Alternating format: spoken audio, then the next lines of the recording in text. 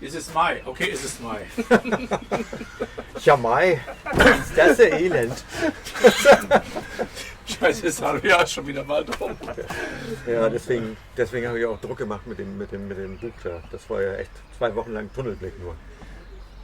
2 Wochen lang Tunnelblick. Ja, für die Endfassung des Handbuches. Und wohin hast du geschaut durch den Tunnel?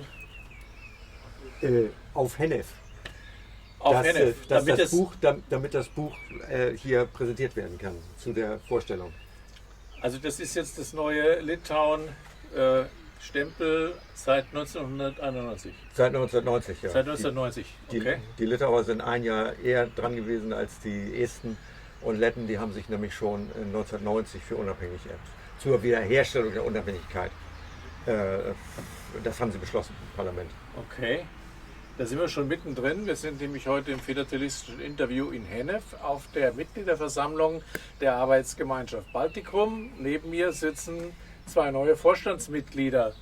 Eben schon Martin Bechstedt, stellvertretender Vorsitzender, langjährig erfahren in der Autorenschaft und der Ausgabe von Litauen-Handbüchern, auch Stempelhandbüchern Estland. Und hier Thorsten Berndt, früher in der Zeitschriftenproduktion für Briefmarken tätig, jetzt bei einem Briefmarkenhändler und Auktionshaus. Du hast den Vorsitz übernommen. Was hast du vor? Was gibt es Neues? Was meinst du? Wir wollen eigentlich so fortsetzen, wie die Arbeitsgemeinschaft Baltikum schon immer gearbeitet hat, dass wir eben uns auf Philatelie konzentrieren. Also Forschung, Publikation, Zeitschrift und all das weglassen, was eben anderswo viele Leute so wahnsinnig interessiert. Satzungsänderungen, Strukturdebatten und ähnliches. Okay. Das heißt, es wird in der internen Organisation, in der Zusammenarbeit jetzt erstmal keine Änderungen geben? Der Vorstand wird gut zusammenarbeiten, das wissen wir ja.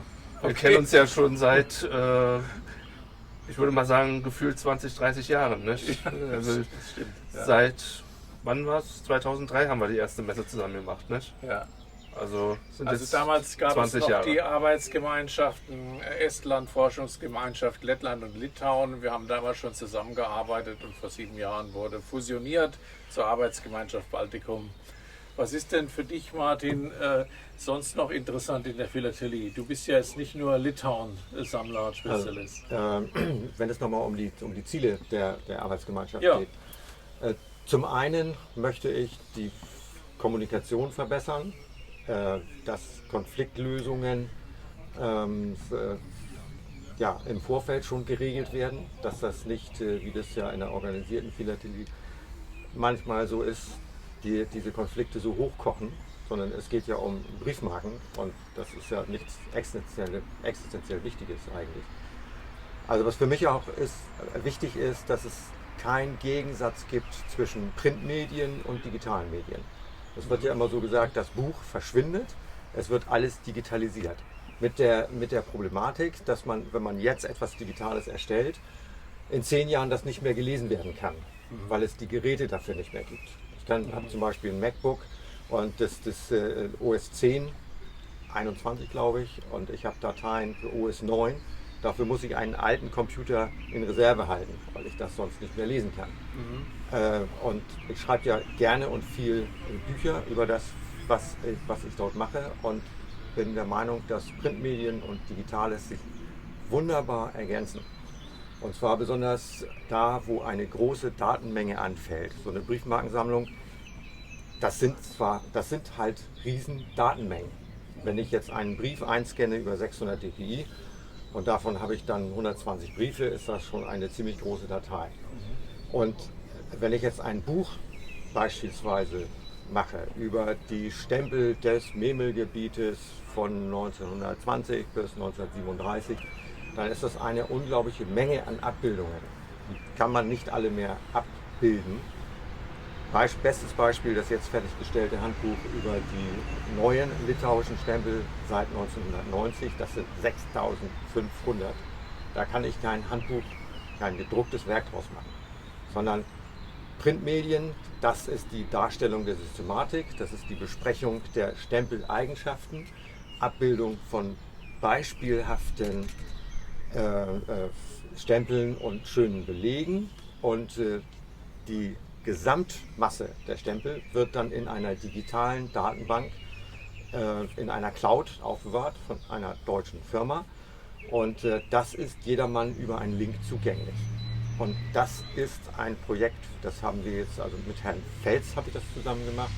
Das ist tatsächlich so für mich das Konzept der Zukunft, was die Philatelie und Darstellung in Medien angeht und vor allen Dingen Handhabung der Datenmasse der Philatelie.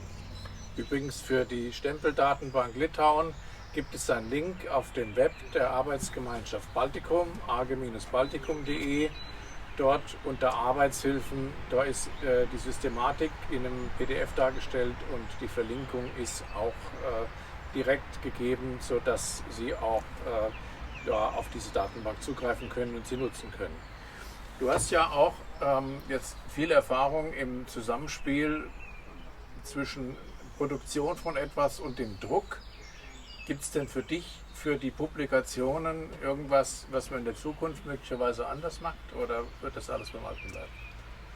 Strukturell und so weiter, auch vom Grundaufbau ist die Baltikum gut gemacht.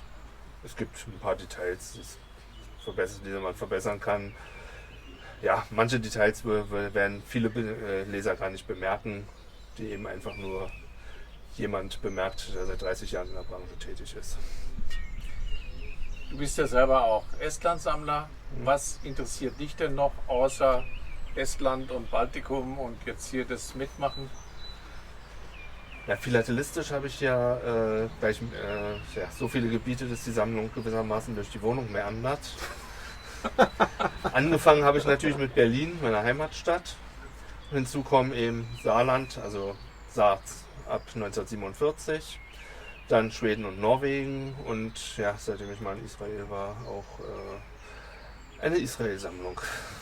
Okay, gut. Gibt es sonst noch was, was ihr den Zuschauern Da haben wir ja mitgeben eine möchtet? wunderbare Schnittmenge, weil ich als Litauen-Spezialist auch sehr interessiert bin an dem litauischen Grafiker und Künstler Kazimieras Jominas, der vieler Meinung nach die schönsten Briefmarken Deutschlands designt hat, nämlich die ersten Freimarkenausgaben der französischen Zone und des Saargebietes, die als Saar 1, 2 und 3 bekannt sind. Und diese Marken das ist wirklich ein sehr lohnendes Sammelgebiet, und ich versuche seit längerer Zeit einen Essay oder einen Entwurf von Herrn Jominas zu bekommen, leider nicht erfolgreich, aber bei ihm zu Hause bin ich gewesen in Druskininkai, das ist in Südlitauen. Und ich komme ja nun aus dem echten Norden, und deswegen habe ich als Spezialsammlung das Abstimmungsgebiet Schleswig aus der ersten Hälfte des Jahres 1920 und bin Mitglied in der Arbeitsgemeinschaft Schleswig-Holstein. Und wenn Sie sich fragen, wie kommt dann ein litauischer Künstler dazu, hier Marken der französischen Zone zu entwerfen, das hat damit zu tun, dass nach dem Zweiten Weltkrieg viele Menschen aus Osteuropa, auch aus dem Baltikum, in deutschen Displaced Persons Camps gelebt haben und von hier aus auch gearbeitet haben. Nähere Informationen finden Sie übrigens auch auf unserem Web unter dem Thema Esten, Letten bzw. Litauer im Exil. Gut, dann danke ich für heute. Ich hoffe, wir haben mal wieder ein Interview. Wir danken fürs Zuschauen. Bis zum nächsten Mal. Auf Wiedersehen. Vielen Dank.